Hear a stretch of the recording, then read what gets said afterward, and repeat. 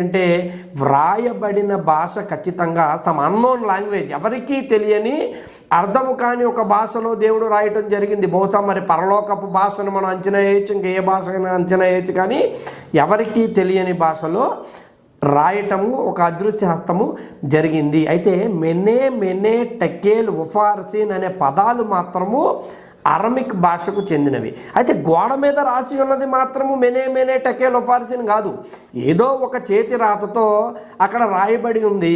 అయితే దానియేలు దైవ జ్ఞానము చేత ఏమి రాయబడి ఉందో తెలుసుకుని వీరికి అర్థమవు విధంగా అరమేయక్ భాషలో మెనే టెకేల్ ఉఫార్సిన్ అని అతడు తర్జుమా చేసి ట్రాన్స్లేట్ చేసినట్టుగా మనం అర్థం చేసుకోవాలి.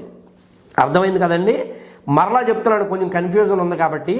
గోడ మీద వ్రాయబడిన మాటలు మెనే టెకేల్ ఉఫార్సిన్ కాదు, గోడ మీద వేరే ఏదో భాషలో